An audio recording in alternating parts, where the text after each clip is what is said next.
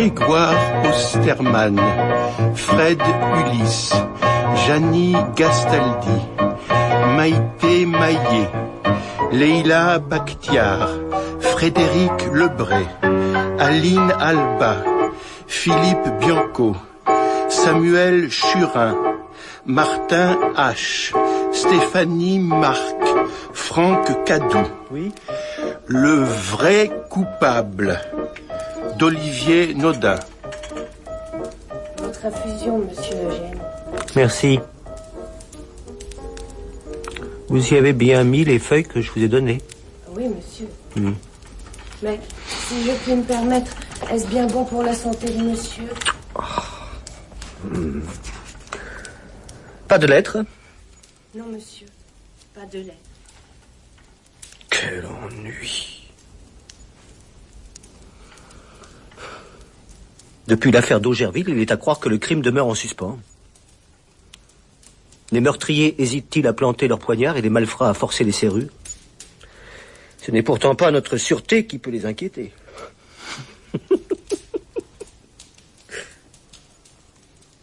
Ne croyez-vous pas?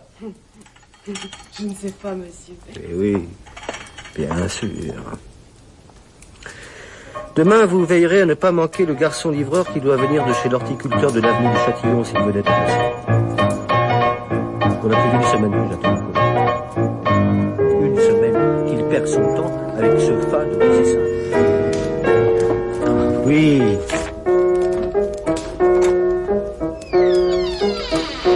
Vous avez une visite, monsieur Eugène. Ah, mais c'est le garçon livreur de l'avenue de Châtillon. Non, monsieur, c'est une jeune fille. Hein? Et que veut-elle?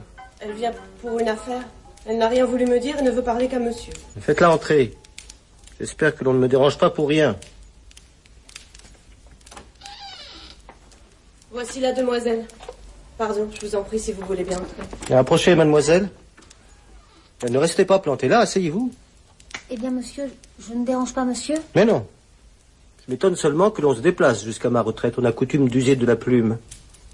Allons, allons, je ne vais pas vous manger. Et puis, dressez-vous que l'on voie vos yeux. Ah, voilà qui est mieux. Il eût été fâcheux de cacher de tels yeux. Mais voyons l'affaire qui vous fait déranger. Tenez, monsieur. Il s'agit de la lettre de Madame Carrier. Non, je verrai la lettre de vos maîtres plus tard. D'où venez-vous? De Fontenay-aux-Roses, monsieur. Ah, ce n'est pas si loin de Paris. Il y a de belles chasses par là-bas. Et l'avenue de Châtillon n'est pas loin, mais au but. Parlez-moi de l'affaire. C'est une abomination, monsieur. Oui, oui, certes. Mais quelle abomination, ma petite? C'est un crime, monsieur. Ah, un crime. Ah, fort bien. Et quel genre de crime? Eh bien, monsieur... Cessez, je vous prie de m'appeler monsieur. Je ne suis pas votre maître, après tout, n'est-ce pas? Non, je voulais dire... Peu importe. Parlez-moi de la victime. Qui est-ce? C'est la gouvernante, monsieur. Ah, une gouvernante? Oui. Allons, mon enfant. Je reçois mission des plus grandes maisons parisiennes et des plus grandes familles de France pour élucider des affaires d'une toute autre ampleur. Et pourtant, le jeu m'ennuie souvent. Je n'ai que faire du meurtre d'une gouvernante.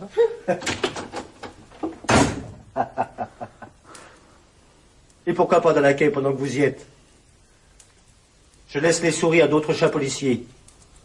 Je ne chasse que le fauve. Voyez-vous, jeune fille. Mais monsieur, le crime est horrible. Horrible, dites-vous? Cela est bien, mais guère suffisant. Il me faut des détails, mademoiselle. Mes maîtres m'ont chargé de vous remettre ceci. Je n'ai que faire de leurs hommages. Je préfère vos explications, elles seront plus fraîches. Je n'en sais guère, monsieur. Je n'étais pas là quand c'est arrivé et les gens de la maison n'ont pas vu le corps. La seule chose que je sais, c'est que nous avons dû nettoyer le sang et les petits morceaux. Et c'était horrible. Mais c'est mieux dit dans la lettre, monsieur. Bon.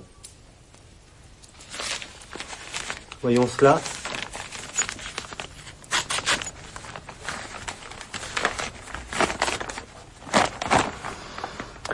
Monsieur Montels, recommandé par nos amis, votre efficacité. L'affaire, nous vous demandons la plus grande discrétion, drame affreux, autorité incompétente, bien entendu au niveau de votre réputation, pour une somme de... Recevez monsieur, Marie Carrier. Mais... Que regardez-vous par là? Les plantes vous intéressent, mademoiselle? Eh bien, il y en a beaucoup. Ce n'est pas une réponse? C'est-à-dire... C'est dommage que vous n'ayez pas plus de place. Elles sont belles. Belles seulement. En aviez-vous vu de semblables? Bien oui, chez mes maîtres. Dans la serre. Une serre, comme ici? Oui, monsieur. Mais plus grande, je crois. Ah, ça c'est intéressant, nous en reparlerons. Dites-moi, ma jolie, je veux bien accepter ce travail, mais je dois en savoir plus, il y a du mystère là-dessous. Vos maîtres sont bien discrets et leurs récompenses bien disproportionnées. Que me manque-t-il encore dans cette lettre que mes oreilles pourraient entendre? Quelle peur délie si bien leur bourse. Allons, parlez. Mais je ne sais rien, monsieur, je vous l'ai dit. Allons, ne me dites pas que vous, qui êtes de la maison, n'êtes au courant de rien. Vous n'avez peut-être pas vu le corps ni assisté au meurtre, mais il se dit bien des choses parmi les gens de maison. C'est-à-dire... Ce sont des racontards. Et c'est tout aussi intéressant. Eh bien, que racontent-ils, ces racontards? Que c'est le diable, monsieur. Ah, le diable. Allons, bon. Ah, vous voulez m'amadouer, hein? Je crois que le diable et la serre pourraient me faire oublier qu'il s'agit d'une gouvernante. Hein. Merci, monsieur. Bon, attendez, rien n'est joué. J'attends que vous me parliez un peu de vos maîtres, hein. Monsieur et Madame Carrier. Je ne peux pas, monsieur. Cela ne se fait pas. Ce sont des gens très bien. Mais je n'en doute pas un instant, mais appelez-moi Eugène, faites-moi ce plaisir. Hein. Ce monsieur ne sied pas à une discussion amicale, vous ne croyez pas? Au fait, hein, je manque à la plus élémentaire courtoisie. Comment vous prénommez-vous, mademoiselle? Julie. Eh bien, Julie, revenons un peu à vos maîtres. Ou si cela vous gêne, commencez par me décrire les habitants de la demeure en débutant par les gens de maison. Mais je devais juste vous porter la lettre. Oui, il est un peu tard pour faire machine arrière, ma chère Julie. Comment croyez-vous que les détectives découvrent la vérité en lisant les lettres de leurs clients? Mais cela ne me regarde pas, monsieur. C'est exact. Je ne vous demande pas de juger, mais de me décrire ceux et celles qui vous entourent. Vous n'êtes pas, ma petite Julie, ni sourde ni aveugle. Et puis, il est de votre intérêt de parler. Comment cela? Vous n'imaginez sans doute pas rentrer à Fontenay pour expliquer que vous avez été si désagréable avec moi que j'ai refusé de venir. Cela fâcherait sans doute Madame Carrier. Mais... Ne vous inquiétez pas, Julie. Nous ne sommes pas pressés. Vous avez des bagages? Oh, presque rien, monsieur. Je vais demander qu'on les porte à la chambre d'amis.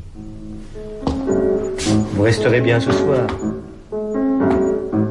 Et si vous êtes sage, je repartirai avec vous demain matin. Je ne vais pas souvent.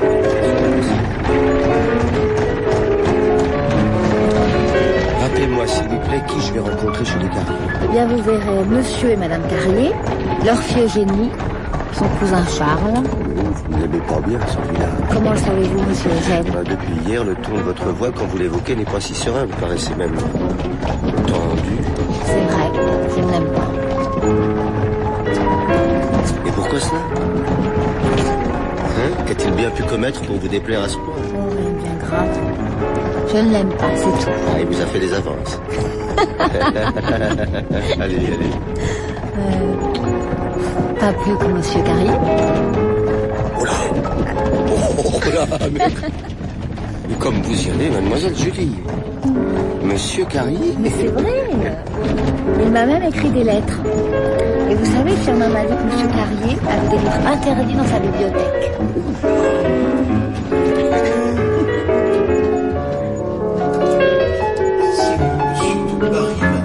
Très bien, faites-le entrer. Entrez, monsieur Montez. Installez-vous. Que se passe-t-il, monsieur Montez? Vous savez, un chat. Oui, vous voyez, c'est ma fille qui adore les chats. Je ne les apprécie guère. Et c'est souvent réciproque. Celui-ci sommeille comme à son habitude. C'est à peine s'il vous remarque, mais peu importe. Avez-vous fait bon voyage, monsieur Montez? Oui, excellent, je vous remercie. Nous vous attendions hier soir. Je sais, votre servante me l'a dit, mais j'étais trop fatigué pour prendre la route. Cela importe peu. J'imagine que je vais devoir m'expliquer un peu plus sur les raisons de votre présence ici. Oui, en effet, Votre lettre était particulièrement laconique. C'est vrai, elle m'a paru particulièrement inconvenant d'exposer en détail et par écrit des horreurs qu'il m'a bien suffi de constater directement. Il vous faudra bien les exposer, pourtant. J'y viens, monsieur Monteis. Je vous en prie. Eh bien, par où commencer, voyons? Vous pouvez commencer, si vous voulez, par me parler des gens qui logent chez vous avant d'en venir au crime. Cela vous sera peut-être plus facile. Oui. Eh bien, je vis dans cette maison avec mon mari, Émile Carrier, depuis bientôt 17 ans, en fait, depuis la naissance de Jenny, notre fille. Vous la verrez certainement au repas de ce soir. Parmi les gens de maison, il y a Julie, que vous connaissez déjà, la vieille Marie-Louise, qui était déjà à notre service lorsque nous habitions Lyon, son fils Martin, qui est notre homme à tout faire, et il y a le vieux Firmin qui vous a conduit ici. De temps à autre, nous embauchons des travailleurs saisonniers. Et il y avait Jeanne, la gouvernante de notre fille. Permettez-moi de vous interrompre. En arrivant tout à l'heure, j'ai vu un jeune homme en coûteux habit de chasse, le fusil sous le bras, s'enfoncer dans les bois avec un braque, un griffon. Il ne s'agit sans doute pas du fils de votre Marie-Louise. Oui, j'avais oublié. Il s'agit de Charles, le cousin de Jenny. C'est un excellent chasseur. Et il vient souvent ici passer quelques jours en hiver pour profiter des terres. Il n'en aura plus guère l'occasion. Il va se marier au printemps avec la duchesse de Morlaix. Ah! Et il était présent le jour du meurtre? Oui, comme nous tous. Très bien. Vous alliez me parler de la gouvernante, Jeanne. Eh bien, elle m'avait été recommandée par une amie de Lyon et je lui faisais entièrement confiance. Vous parlez d'elle au passé. C'est parce qu'elle est morte ou parce qu'elle a trahi votre confiance? Je ne sais pas si cela vous intéresse, monsieur le détective. Mais tout m'intéresse, Madame Carrier. Est-ce que vous ne me direz pas quelqu'un d'autre dans cette maison me l'apprendra? Je ne vous cache rien, monsieur Monteis. Mais je n'ai jamais dit cela.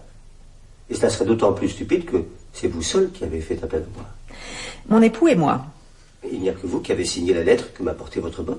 Je ne suis pas là pour subir vos sous-entendus, monsieur Monteis. C'est juste. Et c'est pourquoi j'essaie d'être franc avec vous, madame. Vous semblez à bout de nerfs. Oui, je vous prie de bien vouloir m'excuser. C'est un peu difficile pour moi. Je comprends, madame Carrier. Je vous invite à la plus grande franchise. L'épreuve n'en sera que plus courte. Bon, eh bien, où en étions-nous? Je vous demandais quel était votre avis sur le comportement de la gouvernante, s'il avait changé au cours du temps. Oui, c'est cela. Elle m'avait été recommandée et puis, au bout de quelques mois, j'ai bien vite compris quelle abjecte personnalité se cachait derrière ses faux airs. Abjecte? Le qualificatif est fort. Je n'en ai pas d'autre pour une catin de son espèce. Ah, nous y voilà. Pourriez-vous être plus explicite? Certainement pas. Une catin. Elle tournait autour des hommes. C'est cela. Autour de Charles, votre neveu? Non, certainement pas. Il ne s'intéresse qu'à la chasse et il est fiancé à une grande dame, je vous le rappelle. Et puis, il ne vous rend visite que quelques semaines par an, n'est-ce pas? En effet. Et pas assez pour établir une telle réputation. Elle devait tourner autour de votre homme à tout faire, le fils de Marie-Louise. Comment s'appelle-t-il déjà? Je crois que... Martin. Cela m'étonnerait, le pauvre garçon est bête comme ses pieds. Ce n'est pas son genre. S'il n'avait pas 45 ans, il serait encore dans les jupons de sa mère, le pauvre. Il ne parierait pas lourd sur Firmin, il est aussi engageant qu'un gibet. Il s'agit donc de votre mari. Pardon? Je disais que si la gouvernante menait la vie que vous lui prêtez, devant un chasseur passionné, un idiot et un croque-mort, il ne lui restait plus qu'à choisir le seul homme véritable de la maison, votre mari. Comment osez-vous? Mais je n'ose rien. J'essaie de comprendre ce que vous me dites. Vous me parlez d'une catin. Je cherche des éléments. Mais comment osez-vous parler ainsi de mon époux? J'essaie de comprendre, madame. Il ne s'agit pas de mon mari, mais de la gouvernante. C'est d'elle dont nous faisons le procès? Là n'est pas la question. Nous faisons son procès et c'est elle qui est morte? Je ne fais pas son procès. Elle a mérité son sort. Ah, monsieur Monteis, vous voudrez bien cesser là, immédiatement, ou je me verrai contraint de mettre fin à cet entretien. Ce serait regrettable. Je vais essayer de résumer votre pensée. Arrêtez-moi si je fais fausse route. Vous avez engagé une gouvernante qui vous était grandement recommandée.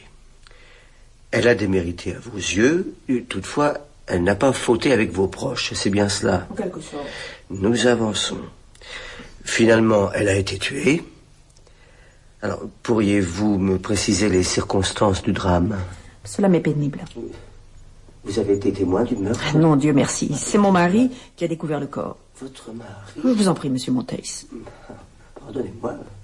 Poursuivez. Nous étions inquiets de l'absence de la gouvernante et mon mari est allé voir dans sa chambre. Vous supposiez les pires turpitudes sur le compte de la gouvernante de votre fille et vous envoyiez votre mari dans sa chambre. Je n'ai pas envoyé mon mari, il s'est proposé d'aller voir. Et vous l'avez laissé faire. Vous l'avez laissé pénétrer dans l'antre de cette succube. Ne blasphémez pas, monsieur Monteis, et ne vous moquez pas de moi. Je ne suis pas stupide. Et vos questions orientées sont par trop grossières. Je n'ai pas envoyé mon mari dans la chambre de cette catin. Quand je me suis inquiétée auprès de lui de son absence, il s'est proposé d'aller la chercher et j'ai accepté, car j'ai une entière confiance dans mon époux. Très bien. Je vous prierai de ne pas poursuivre dans cette voie, monsieur Monteis. Bien. Et qu'a donc découvert votre époux? Vous lui demanderez vous-même. Vous n'en savez rien. Je n'ai rien vu, pas plus que les gens qui travaillent ici. Quand mon mari est redescendu et m'a expliqué, j'ai tout de suite fait appeler la gendarmerie afin que le corps quitte cette maison au plus vite. J'ai veillé moi-même à ce que personne ne puisse s'adonner à une curiosité morbide. Je vois, mais votre bonne Julie m'a parlé du diable, du sang qu'elle avait dû nettoyer. C'est moi qui ai parlé du diable. Selon ce que mon époux a bien voulu me dire et de ce que j'ai vu du visage des gendarmes, il ne s'agit pas d'un meurtre ordinaire, c'est l'œuvre d'une bête. Seul le démon peut engendrer de telles horreurs. Vous savez, Madame Carrier, il n'y a pas de meurtre ordinaire. Cela ne m'intéresse pas. C'est votre affaire, après tout. Mais n'allez pas me faire croire que Dieu permettrait de telles horreurs si le diable ne s'en mêlait pas. Vacher était inspiré par Dieu. Vacher? Peu importe. Je verrai pour les détails du meurtre avec votre mari. À votre convenance. Parlez-moi de l'enquête, hein. L'enquête? Oui. Les gendarmes ne se sont pas, j'imagine, déplacés uniquement pour enlever le corps. Ce sont des incapables. Je ne dis pas le contraire. Dès leur arrivée, je leur ai bien fait comprendre qu'il fallait chercher du côté des trimards, qui rôdent dans la propriété depuis le début de l'hiver. Charles vous parlera bien des va-nu-pieds qu'il a rencontrés sur les terres. Toujours à rôder en cas d'un mauvais coup, et avec cette catin qui devait les attirer comme une chatte en chaleur, il s'en sera bien trouvé un plus malsain que les autres pour commettre le forfait. Ils étaient même peut-être plusieurs. Et qu'en ont pensé les gendarmes? Ils ont arrêté sur mes indications une espèce de bête hirsute qui osait prétendre chercher du travail, mais ils l'ont relâché quelques jours plus tard. Les gendarmes ne sont pourtant guère habitués à ménager les cheminots. Ce n'est pas de mon affaire. Bon, qu'attendez-vous de moi, Madame Carrier? Que vous découvriez la vérité, monsieur Monteis. Quoi d'autre? Mais quelle vérité? Eh bien, la vérité. J'attends que vous arrêtiez cet assassin et que l'on ne parle plus de cette désastreuse affaire dans le voisinage. Vous voulez que j'arrête votre assassin pour que cessent des racontars qui ternissent la réputation de votre maison, c'est cela? Mais pas du tout. Je veux que vous arrêtiez l'assassin.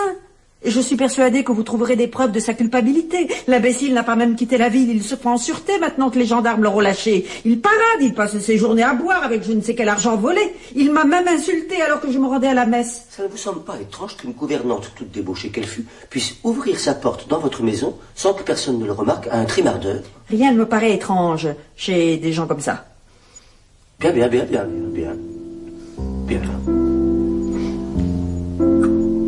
Vous n'avez rien d'autre à me dire? Eh bien. Oh, parfait. Je vais me retirer si vous le permettez. Je dois parler à votre époux. Bien sûr. Où puis-je le trouver? Dans sa serre, certainement. Voilà. Il ne vous dira rien de plus que vous m'avez. Peut-être le dira-t-il différemment.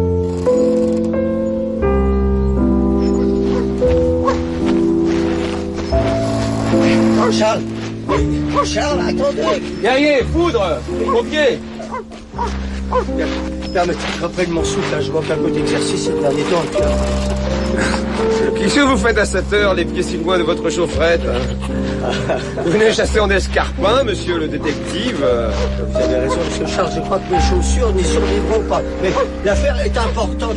Ça vaut bien ça. Que voulez-vous? Un peu de cœur. Vous avez importuné tout le monde hier avec vos questions. Mais attendez, Tout le monde a dû subir vos interrogatoires. attendez. Mon oncle, ma tante, ma cousine. Et je ne parle pas de moi qui n'ai rien à voir avec cette lamentable affaire. Je vous ai tout dit. Je ne vous en dirai pas plus. Ne faites pas la mauvaise. Et je n'ai pas besoin d'un porte-gypsy. J'ai quelque chose d'important. Un à guerrier vous dire. foudre. Allez. Je connais le coupable. Je sais qui est l'assassin. C'est pas moi, j'espère. Oh non. C'est pas vous, monsieur Charles. Mais j'ai besoin de vous. Vous avez besoin de moi. Comment ça? Bien. J'ai trouvé un coupable. Mais il ne me convient pas. Il ne vous convient pas? Ah non, pas du tout, non. Oh, bien sûr, il va payer, mais il serait regrettable de dévoiler à la face du monde un si pitoyable bourreau. J'ai besoin d'un autre coupable. Qu'est-ce que vous dites? Un coupable plus glorieux, plus romantique, plus jeune. Un homme audacieux qui s'évanouit dans la nature. Et qui fait rêver les jeunes filles. Et c'est là que vous intervenez. Quoi? Vous serez mon coupable. Mais vous êtes fou! Vous devez disparaître. Maudit garou.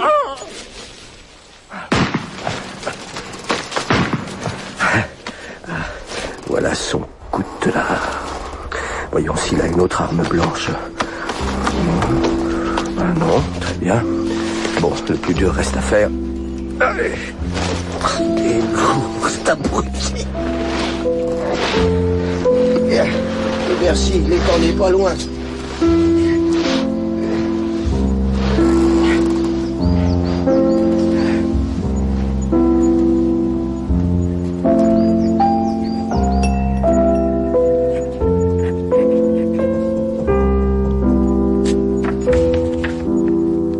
Monsieur Montails.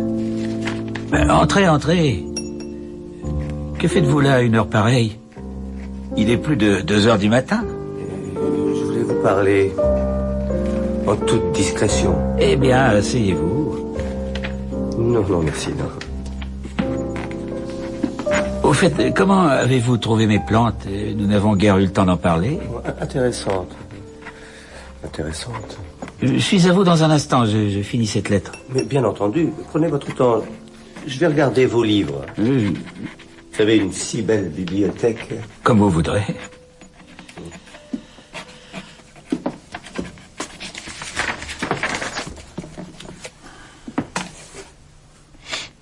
Comment faites-vous pour atteindre le haut de ces rayonnages? Avec une échelle de bibliothèque. Ah, elle n'est pas là? Hein? Eh ben, elle est dans le réduit à côté. Oh. Cela ne vous dérange pas si je vais la chercher? Eh bien, c'est-à-dire que le réduit est fermé à clé.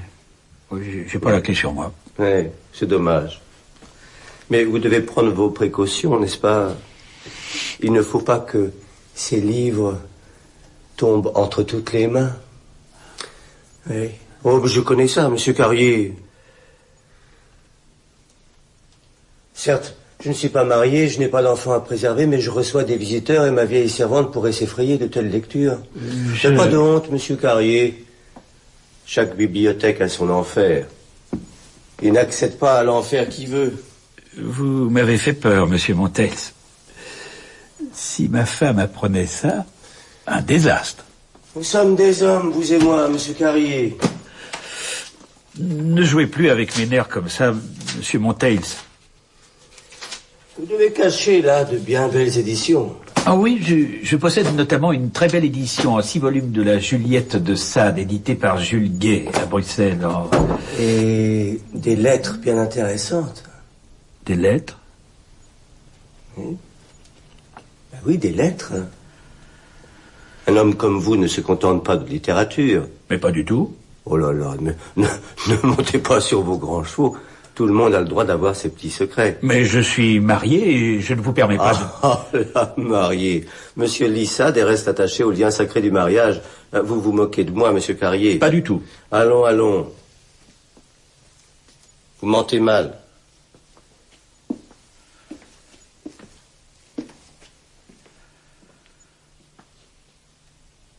Ne cachez-vous pas là les lettres envoyées à Julie, votre jolie petite servante? Les lettres qu'elle vous a rendues après avoir repoussé vos maladroites avances? Comment savez-vous? Vous n'étiez que 2 à savoir. La petite putain. Ne soyez pas méchant. Elle n'a pas démérité aux yeux de Dieu en se refusant à vous, et elle vous a rendu vos lettres, ce qui est fort charitable. Qu'avait-elle besoin de vous parler?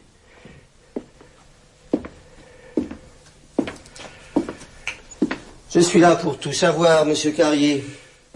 Maudite soit-elle, elle et sa fichue enquête. Vous parlez de votre femme? Oui, cette peste a voulu à tout prix, pardonnez-moi, engager un détective pour éclaircir ce drame affreux. Et maintenant vous êtes là, vous fouinez partout, vous détruisez tout. Je sais garder les secrets, monsieur Carrier. Je ne suis là que pour mener à bien la tâche pour laquelle on me paye, et plutôt bien d'ailleurs. En remuant la... Ne faites pas peser sur moi les situations dans lesquelles vous vous êtes placé seul, monsieur Carrier. Allons, monsieur Carrier. Nous pouvons, je crois, poursuivre cette conversation sur un ton plus discret et avec moins d'animosité. Peut-être. Revenons à votre épouse. Vous ne souhaitiez pas qu'elle engage un détective? Non. Et pourquoi?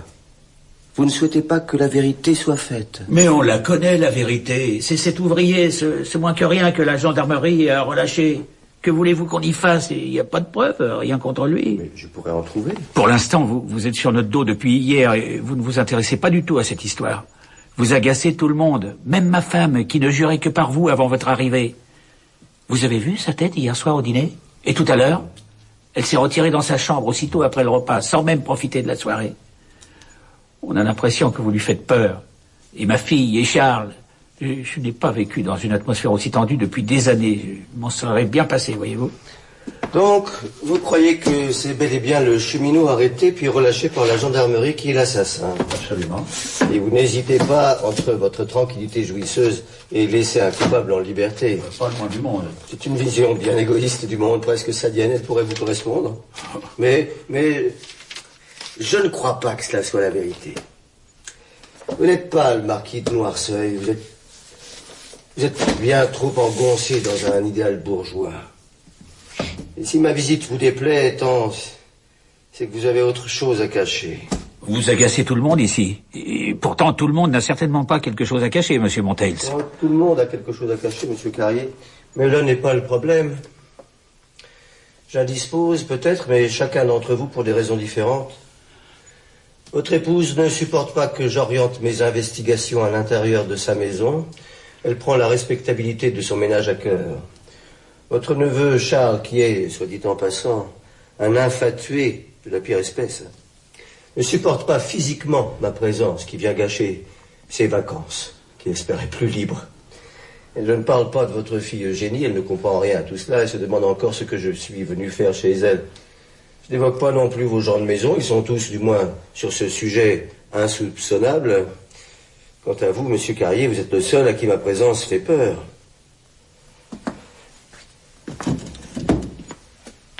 Je ne vous agace pas, comme vous dites.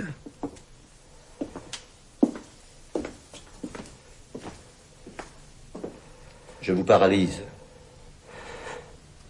Et j'aimerais bien savoir pourquoi. Vous dites n'importe quoi. Je ne sais pas pourquoi je vous pose la question.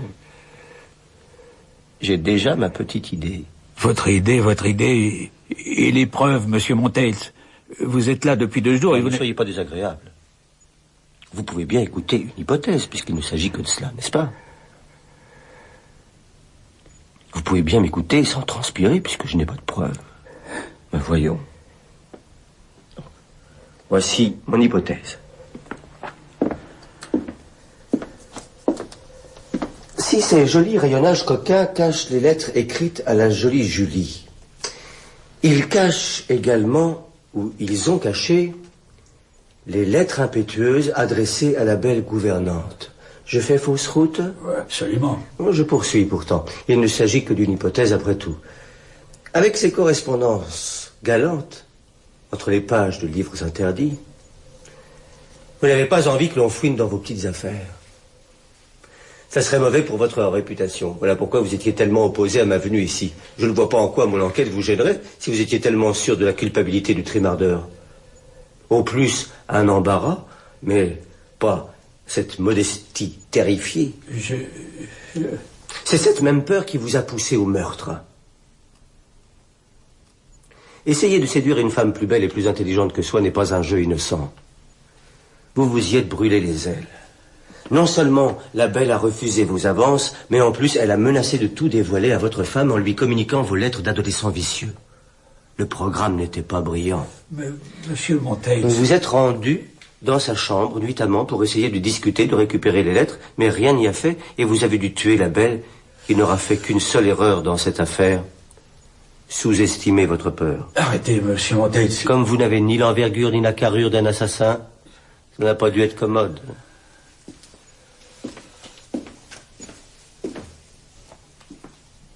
Vous l'avez étranglé.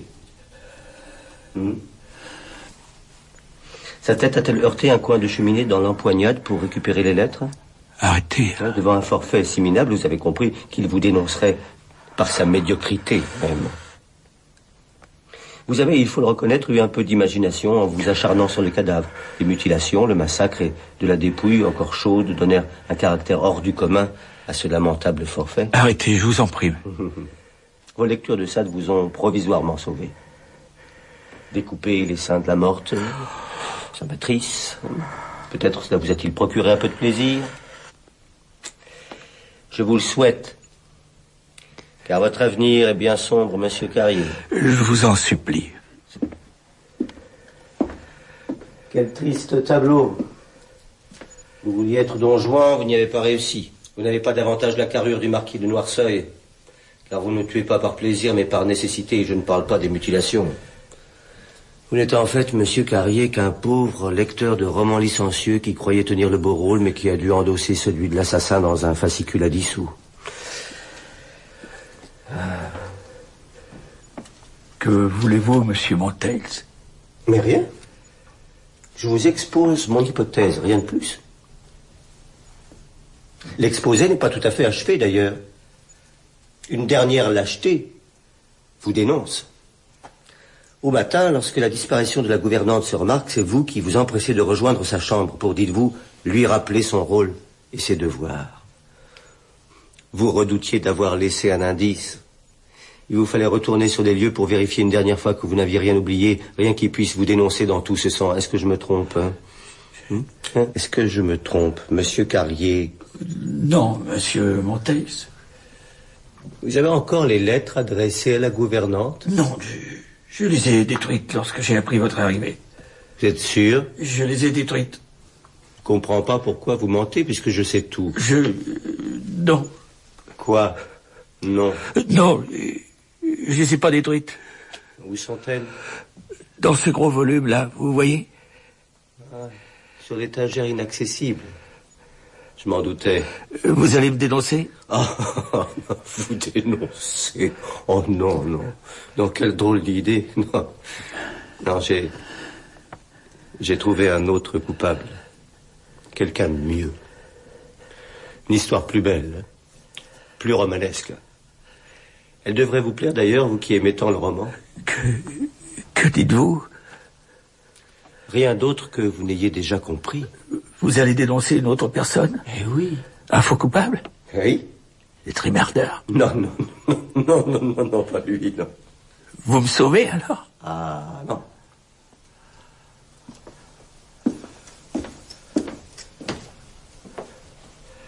Votre âme est trop noire de bassesse et de lâcheté.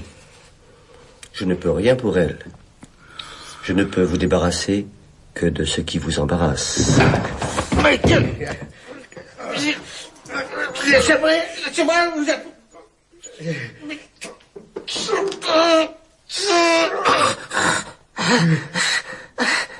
Qui êtes-vous? Je suis... Mais vous le savez bien. Mais que croyez-vous donc que je suis le diable? Votre frayeur est ridicule, mon ami. Inquiétez-vous que votre âme, elle soit porte. Si tant est qu'un chrétien puisse lire Sade.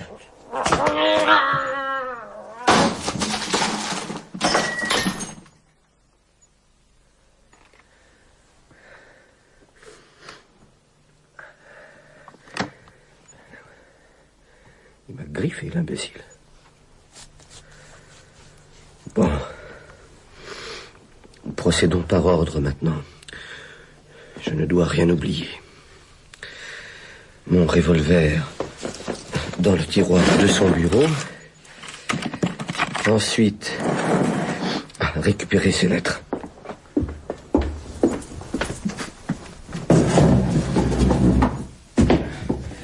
Alors, voyons. Cette chaise fera l'affaire. Voilà. Et voilà. Alors.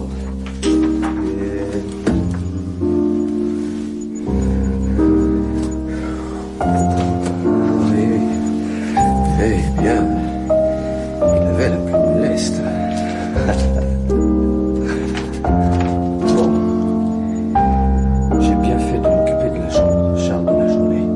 Commençons par la cuisine, je finirai de l'autre côté.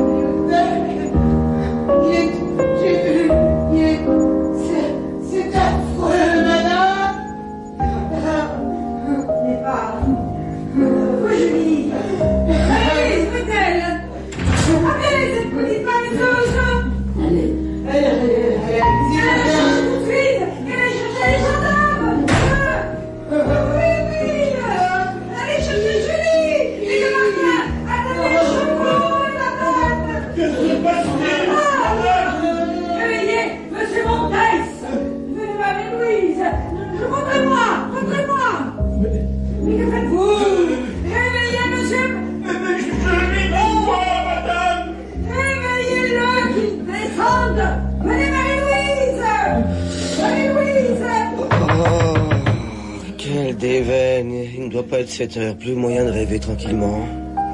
Monsieur Montaigne. Oui, je me lève. Il est arrivé. Oui, j'ai entendu. J'arrive. Bien, monsieur. Bon, allez, finissons-en. Mais que fait-il à la fin? Il ne va pas tarder. Je vous prie d'excuser mon retard. Ah, vous voici enfin, monsieur Montaigne. Voilà un quart d'heure que nous vous attendons. Que faisiez-vous? Ce que je faisais, je me changeais, madame. Vous avez pris le temps de le faire également, je crois. Je désirais faire les premières constatations immédiatement, et puis par la suite, je n'ai pas voulu abandonner monsieur le capitaine. Vous ne souhaitiez pas que je vous expose ma théorie en robe de chambre, j'imagine. Ah non, bien sûr, mais comprenez-moi, mon mari est mort. Et vous nous réunissez tous ici pour, dites-vous, éclaircir ce drame affreux et... Oh, maman! Oh, calme-toi, ma petite. Vous êtes ici maintenant, monsieur Montaigne. Pardonnez-moi, mais vous comprenez? Je comprends très bien, madame Carrier. Maintenant que monsieur le capitaine a fini ses relevés, je me dois de vous donner les explications que vous attendez, madame. Et Dieu sait qu'il m'en coûte. Puis-je commencer, monsieur le capitaine? Faites, monsieur Montaigne. Vous notez, voyez-vous. Bien, mon capitaine.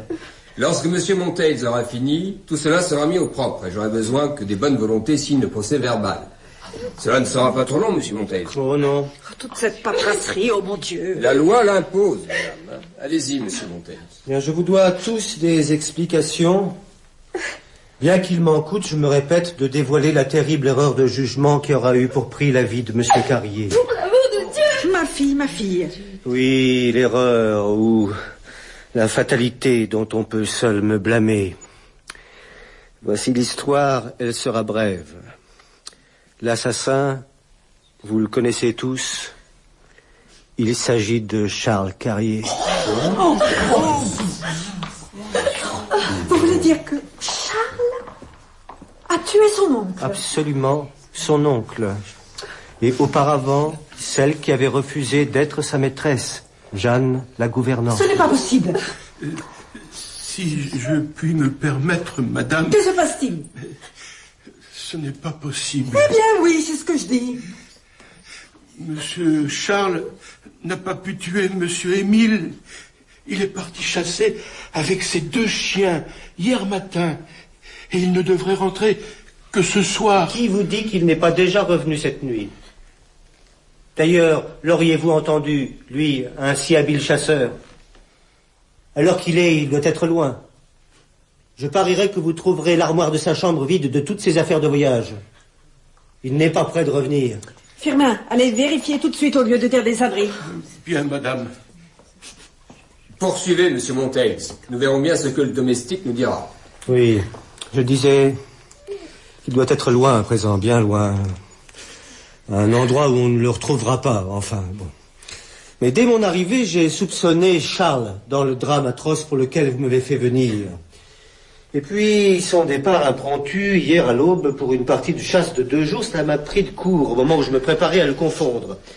Ce départ précipité, par ce temps et en cette saison, ressemblait trop à la construction grossière d'un alibi. Je savais qu'il allait encore frapper. Monsieur Carrier était sa cible.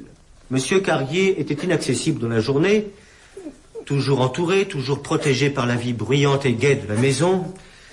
Seule la nuit, compagne solitaire de son travail patient et érudit dans la bibliothèque, permettait à l'assassin d'agir. Je m'attendais donc à une visite nocturne de Charles. Mais pourquoi?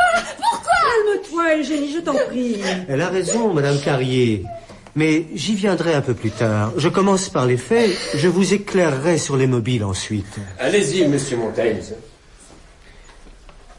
J'en viens, monsieur le capitaine, au tiroir de la cuisine et à la buanderie. Qu'avez-vous constaté en vous levant ce matin, Julie? En me levant? Oui. Eh bien, dites-nous. Dans la cuisine, rien de particulier? Ah oui, monsieur. Après avoir déjeuné d'un bol de café avec Marie-Louise, on se lève les premières toutes les 2. Alors, comme je cherchais dans un tiroir, j'ai vu que... Eh bien, que tous les couteaux avaient été volés. À quoi arrive tout cela? Qui a fait cela? C'est moi, madame. Laissez-moi poursuivre. Charles est parti chasser et il avait préparé son retour en toute discrétion pour tuer Monsieur Carrier. Il ne pouvait utiliser d'armes à feu sans courir le risque de réveiller toute la maison et d'être reconnu. Il lui restait les armes blanches. Le bureau de la bibliothèque fait face à la porte. Pas question d'emporter une arme de grande taille, car on ne peut surprendre celui qui y travaille. Charles allait donc utiliser un couteau. Monsieur a raison. L'armoire de Monsieur Charles est vide. Comme s'il était parti pour de bon. Je vous l'avais dit. Il doit être loin maintenant. Bon, je poursuis. Charles va donc utiliser un couteau. C'est à cette hypothèse que je me suis attelé. J'ai fait disparaître en conséquence tous les couteaux de la maison, ou du moins les plus accessibles. Ceux de la cuisine, de la buanderie et ceux de la salle à manger. À peu près tout ce qui est pointu et aiguisé a disparu. Tout est maintenant dans ma chambre. Je vous y conduirai, monsieur le capitaine. Fort bien, mais monsieur Montel, je crois que vous avez oublié un détail. Tout chasseur dispose d'un couteau. Vous vouliez priver l'assassin d'une arme qu'il possédait déjà. D'une arme qu'il n'avait plus, voulez-vous dire? Comment avez-vous eu cette arme, monsieur Montels? Notez bien, brigadier. Bien, lorsque Charles Carrier a fait préparer son équipement de chasse par les domestiques, je me suis permis de lui emprunter. Ainsi, comme vous le voyez, mon piège semblait parfait. Votre piège? Oui, mon piège. L'assassin.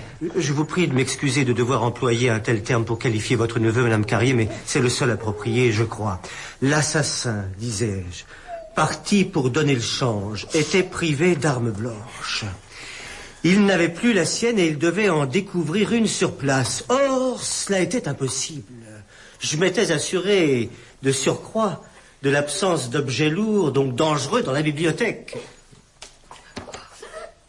Enfin, précaution ultime, mais indispensable. J'insistais pour que ce soir-là, Monsieur Carrier conserve mon revolver à portée de main, ce qu'il accepta bien volontiers. En revanche, il refusa catégoriquement que je veille avec lui. Devant les précautions prises, il était persuadé que son neveu renoncerait à cette folie. Je m'en veux d'avoir été aussi confiant. Aucune de ces précautions n'aura suffi. Mais enfin, pour quelle raison Charles aurait tué, la gouvernante? Et pourquoi aurait-il tué son oncle? Il n'avait aucune raison de commettre de telles folies. Détrompez-vous, madame. Pas du tout. Certes, Charles est un être à la santé psychique fragile, caractériel et impulsif, capable d'une grande violence. Mais il lui aura fallu de bonnes raisons pour tuer. Dites-nous, monsieur Montels. Mais j'y viens, mademoiselle. Vous m'avez dit, madame Carrier, lors de notre premier entretien, que monsieur Charles était fiancé. Oui, à la duchesse de Morlaix. La duchesse de Morlaix qui a porté ces dernières années le deuil de son défunt époux, le milliardaire et célébré sportsman, duc de Morlaix. Absolument. Cette duchesse a hérité en grande partie de la fortune de son époux. Et c'était là un bien beau mariage pour monsieur Charles.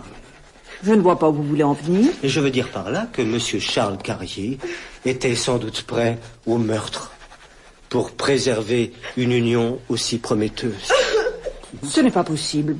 Je ne comprends pas. Laissez parler monsieur Montels, madame. J'irai droit au but. Monsieur Charles profitait de ses vacances pour s'adonner à sa passion, la chasse du gibier et celle des femmes. Et pour cette dernière catégorie, il avait jeté son dévolu sur votre nouvelle gouvernante. Il a usé de tout son charme et de son savoir-faire. Bien de sa personne, bon parleur, il maniait également fort joliment la plume. Il s'est fendu de quelques lettres pour appuyer sa demande. Fût-il maladroit ou la belle était-elle sage, toujours est-il qu'elle refusa ses avances et menaça de divulguer ses lettres à votre époux, madame Carrier. Voyant déjà sa belle idylle avec la duchesse de Morlaix voler en éclats devant ce scandale annoncé, Charles décida d'aller récupérer ces maudites lettres. Cette nuit-là, comme il dut regretter d'avoir voulu jouer les héros romantiques, c'est lui qui s'introduisit nuitamment dans la chambre de la gouvernante, et c'est là que le drame fut consommé. Les lettres avaient déjà changé de main. Jeanne, la gouvernante, les avait données à monsieur Carrier. Si la belle était restée chaste, elle avait cédé à un autre péché, celui de la colère qui nourrit la vengeance. Tout l'avenir de Charles reposait dans les mains de son cher oncle. Vous voulez dire que mon mari a reçu des mains de la gouvernante ces affreuses lettres? Exactement. En apprenant cette nouvelle, Charles Carrier a perdu son sang-froid. Accident ou meurtre, il s'acharna ensuite sur le corps pour faire croire à l'œuvre d'un démon. Oh, mon Dieu! Charles, après son forfait, eut sans doute la crainte de voir son oncle rendre publiques ses lettres. Leur possesseur ne pouvait que faire le rapprochement entre leur contenu et le meurtre de la gouvernante. L'oncle allait-il dénoncer le neveu? Pour une histoire de jupon, certes non, mais l'affaire s'était teintée de sang. Lorsque les autorités arrivèrent au début d'après-midi, les terribles angoisses de Charles Carrier se dissipèrent pour quelque temps. Vous, Madame Carrier, vous soupçonniez un étranger, un rôdeur, et Monsieur Carrier ne parla pas. Il resta silencieux et ne se libéra de ce terrible fardeau qui pesait sur sa conscience. Il fit le choix de préserver sa famille. Au bout de quelques jours, la tension de l'enquête se dissipa peu à peu. Les uniformes n'arpentaient plus la maison. Certes, le rôdeur avait été relâché, il manquait toujours un coupable, mais le péril semblait devoir s'éloigner pour Charles. Il reprit un peu espoir, pariant sur le silence de son oncle. Ses vacances allaient s'achever. Il regagnerait sa demeure et dans quelques mois, il serait dans les bras de la duchesse de Morlaix. Oubliez toute cette histoire. Mais tout bascula à nouveau. Votre acharnement, madame. Mon acharnement? Vous vouliez votre coupable et vous avez fait appel à moi. Eh bien... Oh, mais ce n'est pas un reproche. Seulement, le cauchemar de Charles revenait. L'enquête repartait au début. Tout était à refaire. Votre réputation fait toujours trembler les criminels, monsieur Montel. Vous me flattez, monsieur le capitaine, et j'ai peur que ma réputation n'ait pas ce lustre. Mais il y a quelque chose de vrai là-dedans. Charles sait que son oncle peut cette fois ne pas résister. Et pour le coup, parler des lettres. Le temps qu'il hésite... Doit-il parler à son oncle ou agir plus brutalement? Je suis déjà là. Alors il découvre que j'oriente mon enquête contre vos indications, madame, mais pour la vérité, à l'intérieur de la maison. Il sait que le jour même de mon arrivée, j'ai un long entretien avec son oncle. Il panique. Son choix est fait, il faut agir vite, détruire les preuves en récupérant les lettres et se débarrasser du seul témoin, son oncle. Le jour même, il construit son alibi. Il partira chasser pour 2 jours. Cela conforte mes soupçons. Et le soir même, je retourne parler avec Monsieur Carrier. Je lui expose ma théorie. Devant l'évidence, celui-ci libère sa conscience et dénonce son neveu en pleurant. Oh mon Dieu, papa!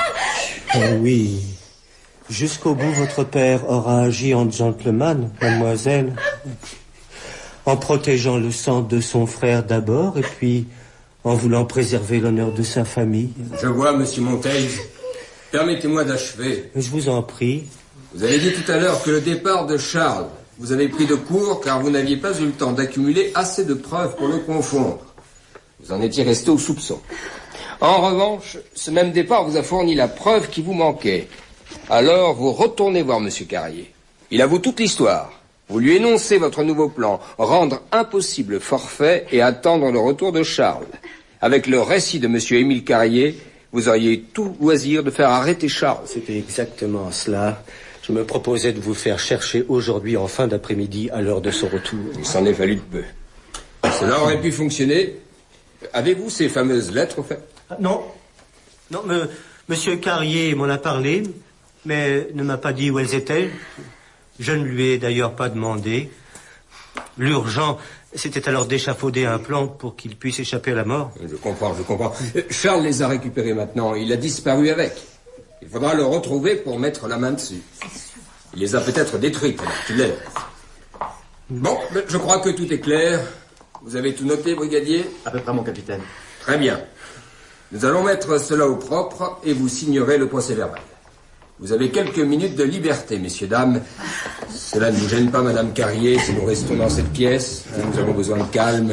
Nous pouvons toutefois aller ailleurs. Non, non, monsieur l'officier, restez ici avec votre ordonnance. Vous viendrez nous chercher quand vous aurez besoin de nous. Firmin, vous attendrez avec ces messieurs. Allez. Madame Carrier, je ne vous apprendrai rien en vous disant que je n'ai plus rien à faire ici. Cette affaire est un échec personnel. Je ne vous ferai pas l'affront de quémander les émoluments dont nous étions convenus. Je me retire pour boucler mes malles. Je viendrai vous saluer à l'heure de mon départ. Bien, bien. À votre guise. Je souhaite de tout mon cœur que la gendarmerie ne retrouve jamais Charles Carrier. Comment? Mais cela ne servirait à rien. Vous avez déjà perdu votre neveu, non? À quoi bon aviver une douleur immense? Mais la justice. Oh, vous savez, la justice des hommes... Allez, ne rendons pas les choses plus difficiles encore. À tantôt, Madame Carrier. Vous vous êtes blessé à la main, monsieur Monteils? C'est votre chat? Ah, il ne m'aime décidément pas. Voulez-vous vous occuper de mon transport jusqu'à la gare et de mon billet pour Paris? À moins que votre Martin puisse me ramener à Paris. D'accord. Eh bien, monsieur le capitaine, le moment est venu de nous quitter.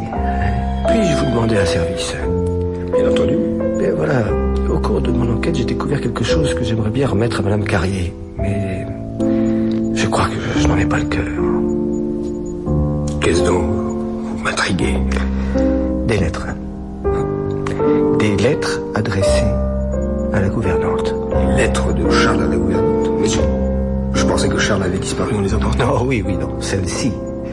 Charles a récupéré ces lettres, mais il ne s'agit pas de celle-ci. Je vous parle de courrier écrit par Monsieur Carrier, la seconde victime, à la première, la gouvernante.